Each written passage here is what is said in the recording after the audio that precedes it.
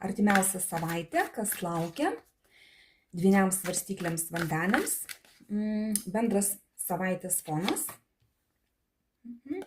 pagrindinė jūsų nuotaika, jūsų nusiteikimas ateinančią savaitę, kas ateina į jūsų gyvenimą, darbai, jūsų veikla, finansai,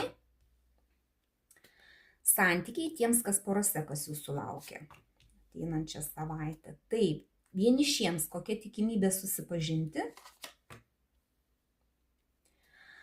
ką verta paleisti ateinančią savaitę,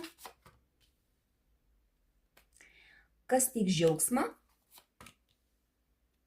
ko pasisaugoti ir patarimas ateinančiai savaitai, kaip tą savaitę kuo geriau praleisti, ką kortos patarė.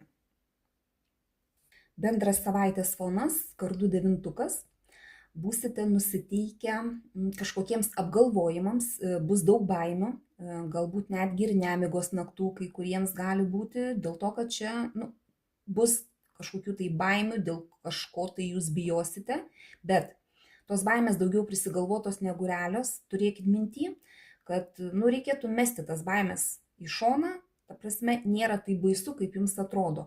Nors ir jūsų vidinis toksai nusiteikimas bus irgi vėl kardai kartojasi, čia jūs patys save į kažkokius rėmus kišite, nenorėsite veikti, galbūt vėlgi tos baimės kartojasi, nes ne tai, kad negalite kažko tai daryti, nes energijos tam jūs turite, bet jūs patys savo prisigalvosite kažkokiu apribojimu arba iš aplinkos bus kažkokių tai apribojimų, kurie jums neleis judėti į priekį. Bet toks ir nusiteikimas bus ateinančią savaitę. Kas ateina į jūsų gyvenimą? Dar vienas devintukas, tik tai čia jau ateina toksai džiaugsmas ir stabilumas pasiekus tai, ką jūs siekite, ko jūs norėjote.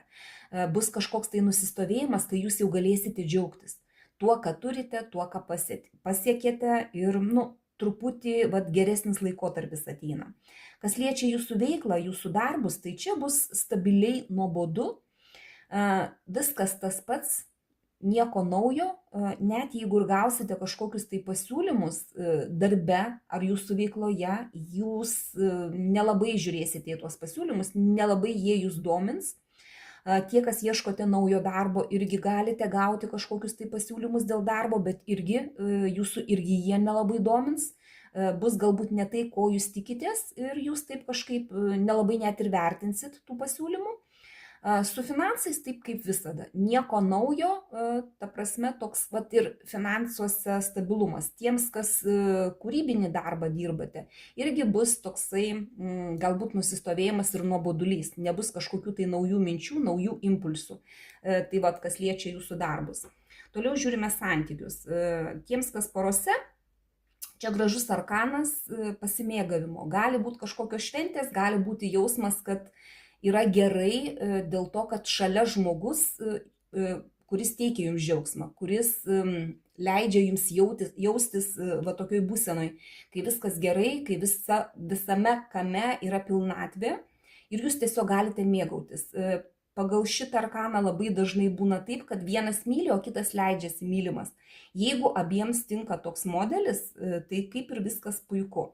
Čia reikėtų nepamiršti, kad truputį egoizmo gali būti šitose santykiuose tokiuose, nes vienas gerai jaučiasi, kitas nebūtinai, bet rolės gali keistis. Galbūt vienu metu vienas gerai jaučiasi, kitas šalia jo irgi kažkaip tai mėgaujasi kažkuo tai, o kitas iki galbūt keičiasi rolės ir jau kitas gerai jaučiasi ir mėgaujasi tuo, kad šalia jo yra žmogus, šalia kurio yra gerai.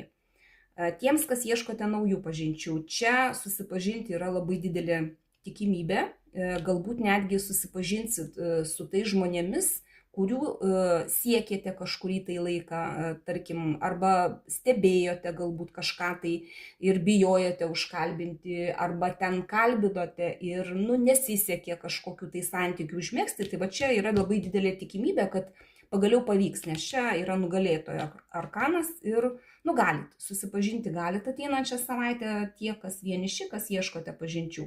Ką reikėtų paleisti iš savo gyvenimo ateinančią savaitę? Tai tokį užsidarimą, tokį atsitraukimą nuo visų ir įlindimą į savo kažkokias tai ar mintis, ar į savo kažkokius tai darbus, į savo kažkokią veiklą, kai nematot nieko aplink, o tik tai vat, įlindę į savo mintis, į savo kažkokius tai vat, ar pomėgius, ar hobius.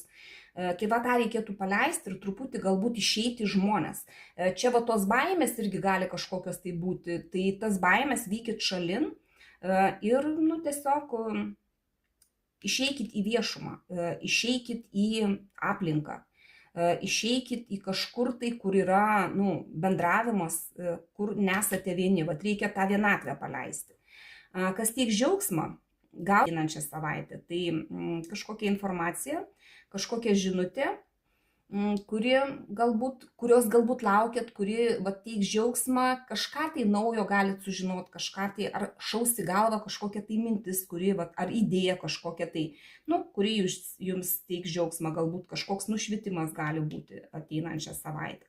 Ko pasisaugoti, tai ginčių kažkokių tai, kiviršų kažkokių, kur jūs bandot bet kokią kainą įrodyti savo teisybę, net jeigu ir esate iš tikrųjų teisūs, net jeigu ir laimėsite jūs tą ginčą, ta prasme, jūs nejausite džiaugsmo, dėl to, kad čia negraži kova, todėl jos reikėtų pasisaugoti. Jeigu papulsit į kažkokius tai ginčius, kiviršus, į kažkokį tai konfliktą, stenkitės kažkaip tai rasti kompromisus. Prisiminkite, kad net ir laimėję jūs nesidžiaugsit pergalę. Dėl to, kad negražus čia arkanas yra. Jo reikėtų vengti. Ir kaip patarimas, kaip praleisti savaitę, čia yra pasirinkimo arkanas. Iš tikrųjų, galbūt kitą savaitę jums reikės daryti kažkokį tai pasirinkimą, neskubėkite jo daryti. Ateinančią savaitę jūs dar ne viską žinot, nesurinkę visos informacijos. Ta informacija, kurią turite, jinai dar nepilna, galbūt vat irgi gausit kažkokią tai informaciją, kuri jūs galbūt džiugins, bet vis tiek dar pasirinkimo nedarykit. Čia reikia tiesiog padelsti truputį. Ir patys būsit nusiteikę save kišti į kažkokius rėmus, nebėgti ir nedaryti. Tai čia iš tikrųjų ir patarimas toks.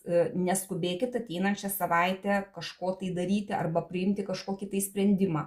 Arba kažkokį pasirinkimą padaryti. Arba, nežinau, čia galbūt keliai kažkokie tai yra, iš ko rinktis, čia jums dar trūksta informacijos, todėl truputį dar parinkit tos informacijos. Taip, tada savaitė galbūt bus visai ir nebloga, bent jau tokios aš jums jos linkiu, paimkite tik tai, kas rezonuoja, visą kitą paleiskite.